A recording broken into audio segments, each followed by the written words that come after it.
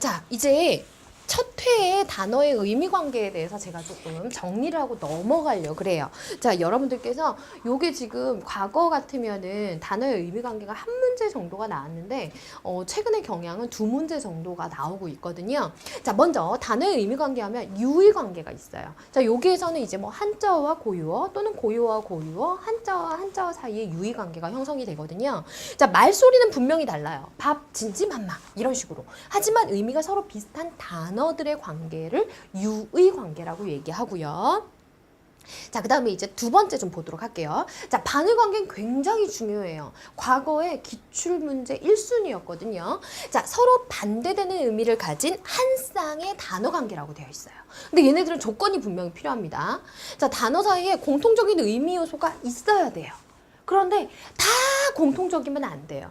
바로 그 중에 다른 건 다 똑같아도 하나는 달라야 돼. 남자, 여자 하면 성이 달라. 이런 식으로 나머지는 다 똑같더라도. 자, 그래서 한 개의 의미 요소만 달라야 된다라는 요 조건이 있고요. 자, 과거에 많이 등장했던 게 바로 요 1번과 2번이죠. 자, 상부반이라고 해서 중간 개념이 없어요. 양 끝에 극단을 달린다는 얘기가 되겠죠. 삶과 죽음, 남자, 여자, 출석, 결석. 출결 같은 경우에는 이 과정까지도 포함을 했던 그런 내용이고요. 자, 두 번째, 정도반이 하면은요, 중간 개념이 존재해요. 그래서 낮과 밤 사이, 시작과 끝 사이, 위아래, 어른과 아이 사이에 뭐 청소년기 뭐 이런 식으로 중간 과정이 있다라는 얘기겠죠. 자, 그 다음에 방향 반의 관계가 있는데 얘는 좀 쉽죠. 방향상의 대립관계. 그래서 과거에 어렵게 나왔을 때는 요 조건을 가지고 많이 냈던 그런 문제였어요. 자, 2018년 문제에도 이 반의 관계와 관련된 내용이 힌트를 다 주고 나온 적이 있거든요. 자, 다음에 풀이할 때 또 한번 제가 설명을 할 거고요. 자, 이제 다음은 뭐냐면 이게 반의 관계였고요. 자, 이제 상하 관계. 우리가 좀 전에 문제에서 봤던 상하 관계인데요. 바로 얘는 벤 다이어그램으로 크게 나타낼 수도 있을 것 같아요. 우리 문제처럼. 자, 한 단어의 의미가 다른 쪽을 포함하고 있거나 또는 다른 쪽에 포함되더라 라고 해서 상위어 같은 경우에는 윗범주에 있다는 얘기가 되겠죠. 그래서 얘가 일반적으로 의미 범위가 넓어요. 그러다 보니까 바로 일반적이고 포괄적인 의미를 갖게 돼요. 때로는 뭐 추상적인 의미를 갖게 되기도 하죠. 자, 그렇다면 하이어 같은 경우 우리가 흔히 특수어라고도 표현을 하고요. 의미 범주가 굉장히 좁아져요. 그러다 보니까 개별적이고 한정적인 의미. 한정이라는 건 바운드리를 경계선을 만들어놨다라는 그런 뜻이거든요. 자, 그래서 범위가 좁다 그렇게 생각하시면 좋을 것 같아요. 예를 들어서 상이어 과일이 있다. 그럼 요 아래 속하는 여러 가지 아이들이 전부 다 하이어가 되겠죠. 자, 그 다음에 이제 마지막으로 볼 의미 관계는 뭐냐면 자, 바로 부분 관계예요. 자, 그래서 한 단어가 다른 단어의 부분이 되더라 라고 해서 자, 얘는 흔히 우리가 글을 분석할 때 글을 쓰는 방식 중에 분석이라는 방식이 있어요. 자, 그 방식하고 일치합니다. 그래서 전체를 나타내는 단어는 전체어라 부르고 부분을 나타내는 단어는 부분어라고 불러요. 그래서 몸이라는 전체어가 있으면 얘네들을 막 나눠주는 거죠. 우리 컴퓨터 이런 것도 마찬가지로 이렇게 부분 관계로 나타낼 수 있는 그런 단어가 되겠죠. 자, 그래서 이제 의미 관계를 좀 살펴봤고요. 자, 항상 지금 두 문제씩 출제되고 있기 때문에 여러분들께서 일단은 뭐 가로 세로 맞추기 이것도 중요하지만 기본적인 의미를 한 번 정도는 정리하고 가시는 게 좋겠죠. 자, 그럼 이제 24번을 보도록 할게요. 자, 얘는요 자음자 유추하는 건데 솔직히 약간 머리 많이 쓰셨으니까 좀 쉬세요 라는 개념으로 내는 문제 같아요. 자, 그래서 얘는 정답이 바로 족발, 맨발, 발이 들어가고요. A에는 자, B에는 등이 들어가겠죠. 가로등, 전조등, 형광등. 자, 그 다음에 이제 25번을 좀 보도록 할게요. 자, 요 문제가 쉽게 나온 형태예요, 지금. 근데 어렵게 나온다라고 하면 품사를 이렇게 분류할 때는요. 동사, 형용사가 반드시 나오죠. 근데 어렵게 나올 때는 보조동사, 보조형용사가 나와요. 일반적으로 동사, 형용사는 판별하는 기준이요. 첫 번째는 뜻이에요.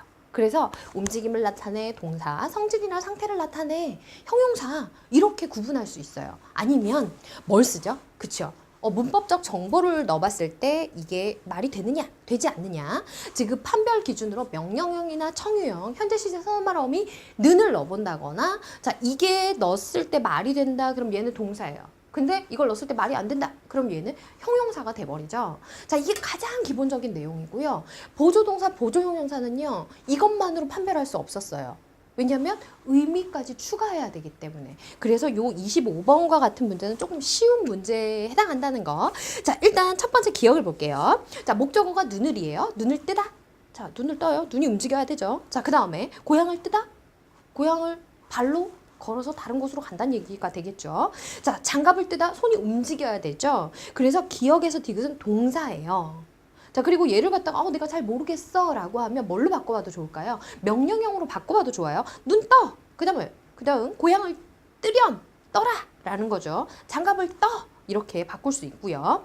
자, 근데 이제 리을을 봤더니요. 아니, 내 친구는 동작이 떠서 무슨 뜻인 것 같나요?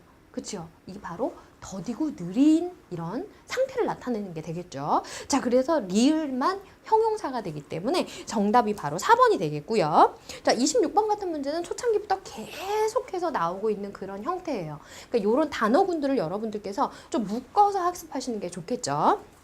자, 이 동기도 여러 번 나왔었어요. 얘는요, 뭐 한자어의 문맥적 의미 갖고도 나온 적이 있고요. 병기를 가지고도 나온 적이 있죠. 자, 일단 우리 집안 사람들은 동기끼리 사이좋게 지내 라고 했어요. 이 동기하면 형제를 나타내는 말이에요. 그럼 한자에서는 바로 같은 동자가 당연히 나와야겠죠. 그런데 뒤에 있는 기자를 뭘 쓰냐, 이거 아마 좀 고민하셨을 거예요. 그래서 여기에서는 기운 기자를 사용하셔야 되고요. 이번 사건 아주 단순한 동기, 원인에서 시작이 됐다라고 해서 움직일 동자에다가 틀 기자가 쓰인 그런 한자어가 되겠고요. 자, 그 다음 수출이 전년 동기보다, 같은 시기보다, 같은 기간보다 라고 해서 이 기자는요, 기하갈 기자를 쓰셔야 돼요.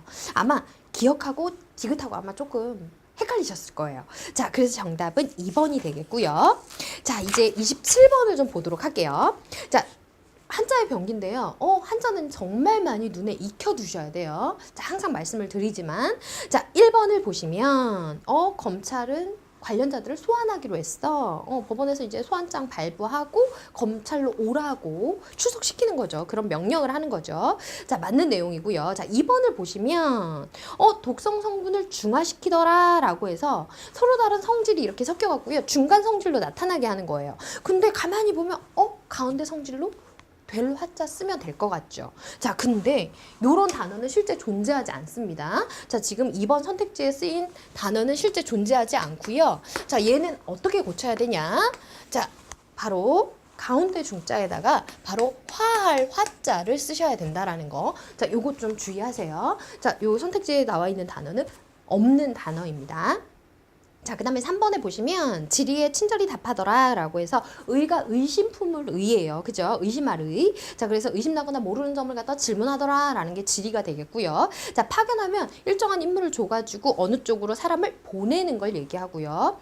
자, 세금 징수, 그래서 세금을 걷어들이더라 라고 해서 자, 2번이 지금 잘못된 병기 내용이 되겠죠. 자, 그 다음 28번을 보시면요. 자, 지금 속담과 관련된 내용입니다. 속담을 한자성어와 연결을 해야겠죠. 자, 빈대 잡으려다가 초가상간 태웠어 라고 하면 잘못된 거 고치려다가 오히려 이를 그르쳐버렸어 라는 뜻이죠. 자, 이것과 관련 있는 한자성어 뭐가 있을까요? 그쵸, 바로 교각사루. 그래서 솥불을 갖다 바로 잡고 싶었는데 오히려 소를 죽여버린 격이야 라고 해서 정답은 1번이 되겠고요. 자, 지금 낭중지추라는 단어가 많이 나오고 있죠. 바로 주머니의 송곳인데요. 재능이 뛰어난 사람은 아무리 숨어 있으려고 해도 바로 알려지게 되어 있더라. 자, 라고 이렇게 생각하시면 되겠고요. 자, 목불식정이라는 한자성어가 나와 있어요. 이건 무슨 뜻이냐면 그 마지막에 나와 있는 정 있지요. 이게 고물의 정자거든요. 이 간단한 고물의 정자를 보고도 이게 고물의라는 거, 즉 우리가 농사질 때 쓰는 그 도구를 연상시킬 수 없더라라고 해서 굉장히 무식하다, 아주 까막눈이다, 그럴 때 쓰는 거지요. 뭐 일문불통 요렇게도 쓰이고요. 자, 그 다음 오비락 하면 까마귀 날다 배가 떨어졌어 라고 해서 아무 관계도 없이 한 일이 공교롭게 때가 같아서 의심을 받거나 또는 난처한처지에 이른 거 얘기하고요. 허정성세하면 딱 느낌이 오시죠. 실속을 얻는데 겉으로 바로 큰소리 치거나 허세 가득한 그런 모습을 바로 허장성세라고 얘기합니다. 자, 그 다음 이제 29번에 보시면요. 관용구가 나와 있어요. 자, 과거의 관용구는요, 중요하게 여기지 않았는데 최근에 관용구도 자주 등장하는, 매회 등장하는 그런 문제 중에 하나죠.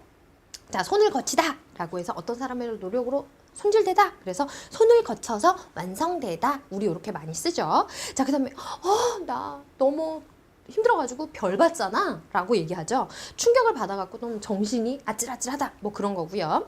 자, 소극 극다라고 되어 있어요. 이건 뭐가 관련있나요? 사람 비위를 살살살살살 건드리는 거죠. 자, 근데 뜻을 봤더니 일부러 남의 마음을 떠보고 그 속내를 드러나게 하더라 라고 하는 이런 뜻이 나와 있어요. 지금 뜻이 잘못된 거죠. 자, 그럼 29번과 같은 관용구는 뭐냐면요, 그 사람에게 뭔가를 뽑아내고 싶은 거예요. 속내를 갖다가 드러내고 싶게 할 때는 속을 뽑다. 자, 이렇게 쓰셔야 된다는 거. 자, 요런 관용구의 의미를 지금 넣어놨죠. 자, 그 다음에 살이 끼다. 즉, 불길한 기운이 들다. 자, 우리 한자어에 마가 끼다. 자, 얘와도 관련이 있고요. 침을 놓다라고 하면은 상대방을 갖다가 뭐 강하게 알리거나 요구를 해서 꼼짝 못하게 하다, 뭐 일침을 가하다. 자, 요거와도 좀 연결해 두시면 좋을 것 같아요. 자, 순어도 항상 나오는 단어군 중에 하나죠. 자, 그는 자동차 수리에서 베테랑이야. 베테랑 하면 뭔 것 같나요? 그렇죠? 전문가 또는 숙련가 이렇게 생각하시면 되겠고요. 자, 이번에 봤더니 대생이라는 단어가 나와 있어요. 대생 하면 여러분들 먼저 뭐가 떠오르시나요? 도구 중에. 그렇죠. 연필이 떠오르시고, 이거 선을 가지고 계속해서 음영을 나타내는 방법을 우린 대생이라고 해요. 자, 그래서 요 30번 같은 경우에는요, 바로 요 대생이 가리키는 그 순화어는 뭐냐면 바로 소묘를 나타내는 그런 단어가 됩니다. 자, 그래서 지금 정물화라는 건 지금 잘못된 내용이 되겠고요. 자, 에티켓 하면 예의 또는 예절이 되겠고요. 데뷔하면 등단 또는 뭐 첫 등장 이렇게 쓰시면 될 것 같아요. 자, 그 다음에 다양한 장르 하면은 갈래 또는 분야 이렇게 쓰시면 될 것 같고요. 자, 순화어 같은 경우에는 나왔던 문제들이 굉장히 많아요. 그래서 지금 가만히 보면 국립국어원에 보면 계속해서 순화된 말이 올라오고 있거든요. 자, 그쪽에 나와 있는 자료들을 여러분들께서 좀 일주일에 한 번 정도 들어가셔서 확인하시면 좀 좋을 것 같아요. 자, 일단 어휘어법 첫 번째 시간은 여기서 마치도록 하겠습니다.